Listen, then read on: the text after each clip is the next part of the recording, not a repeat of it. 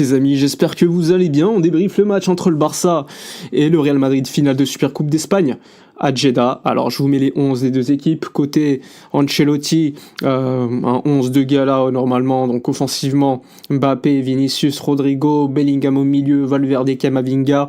La défense, Vasquez, Tchouaméni qui a été choisi, Rudiger, et à gauche donc Ferland Mendy au but Courtois. Côté FC Barcelone, Hansi Flick a voulu continuer sur le 11 mis en place lors du dernier match contre Bilbao.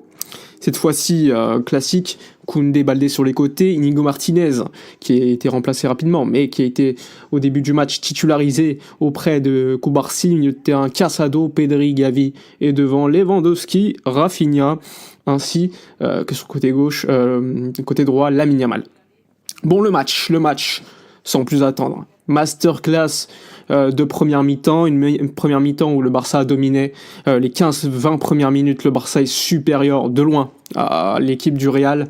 T'as 2-3 situations dès le début du match où Courtois fait les parades, que ce soit sur Rafinha ou sur Lamine. Ensuite, le Real Madrid marque un but, franchement très très critiquable, parce que pour moi il y a faute sur Casado au début de l'action, mais bon, on peut le dire, magnifique action de Mbappé qui met le 1-0. Là, tu te dis, c'est pas possible. On a des occasions, on les met pas. Eux, ils en ont une, ils la mettent. En plus, il y a faute au début du match.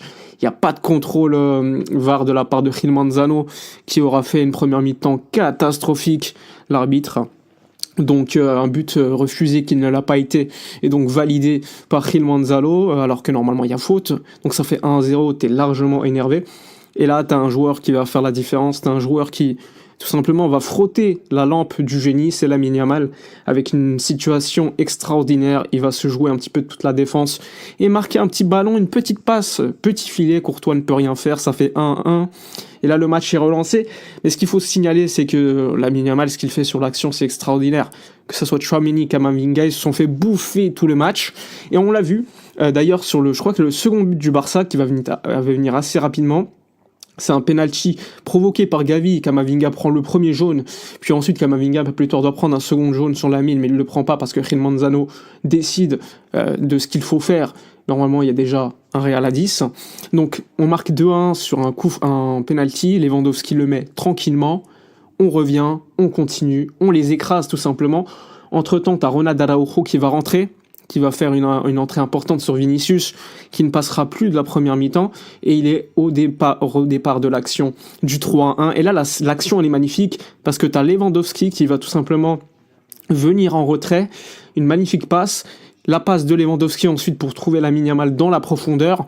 Donc ça, c'est une situation qu'on a vue de manière assez habituelle, mais cette séquence est magnifique. On l'a vu plusieurs fois sur le match. Ça va nous permettre de mettre le 3-1. Donc franchement, on s'est quand même plutôt bien régalé en première mi-temps. Le FC Barcelone va, je le rappelle, sur la situation de la passe de Koundé pour le centre de Koundé pour Rafinha, extraordinaire, et il met une sacrée patate le Rafinha pour marquer son but. Franchement, assez étonné. On l'a vu, le Real Madrid était en difficulté pour tenir les ballons, mais également en profondeur. Il laissait beaucoup trop d'espace. Et sur les côtés, que ce soit Vasquez, Tchouaméni, Rudiger, il se faisait bouffer. Le milieu de terrain n'était pas là. Camavinga, chaque séquence contre Lamine Yamal, c'était un petit peu ridicule parce que Lamine s'amuse un petit peu. Offensivement, on les voyait plus. Le Real Madrid a eu 5-6 minutes où ils étaient supérieurs. C'était vers la 20e minute, mais sinon globalement, quelques centres, t'as Chesney qui va faire une belle parade à un moment donné où le ballon il la dégage juste à côté du poteau, mais globalement on est supérieur, et juste à la fin de la mi-temps, il y a déjà 9 minutes de temps additionnel, corner pour le Real, contre-attaque et c'est Alejandro Baldé sur une passe de Rafinha qui va mettre le 4e but, 4-1, un Barça mais qui domine et qui écrase en fait le Real Madrid, et franchement 4-1 c'est bien cher payé pour le Barça, c'est pas assez en fait, parce que t'en mets 4, mais tu dois en mettre 6 en première mi-temps. Et en plus, normalement, t'es à 10 contre 11, parce que t'as le deuxième jaune pour Camavinga que Gil Manzano ne décide pas de donner.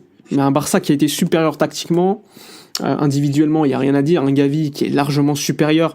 J'ai entendu les commentateurs dire qu'on voyait pas assez Gavi, mais franchement les gars, il faut juste regarder le match, pas seulement ceux qui ont le ballon.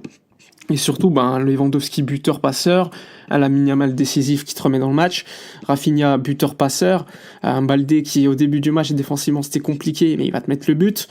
Franchement, la première mi-temps a été extraordinaire du côté du Barça. 4-1, comme je vous l'ai dit, c'est pas assez. On doit être largement supérieur, enfin, en termes de score, encore plus. C'est vous dire la domination du Barça sur le Real Madrid ce soir. La seconde mi-temps, le Barça est revenu très fort. Bon, on va faire rapide, hein. La Rafinha extraordinaire sur l'action. Le Barça mène 5-1 dès le début de la seconde mi-temps. On se balade. Et là, qu'est-ce qui se passe? Le Real Madrid va obtenir, on va dire, un rouge de Chesney. Logique, il y a contact, rien à dire. Et sur le coup franc, Rodrigo va marquer le 5-2. Il est, je crois que c'est à peu près la 55e minute. Et on va pas se mentir, on a commencé à se dire, oulala, 10 contre 11, même s'il y a 5-2, on sait jamais ce qui peut se passer.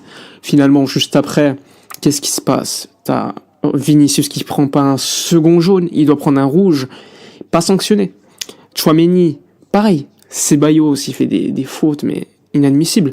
Bref, le Barça va tenir tout le match, on va faire des changements, on va tenir, Araujo a été très propre, Koundé aussi, on a vu un Real très très mauvais.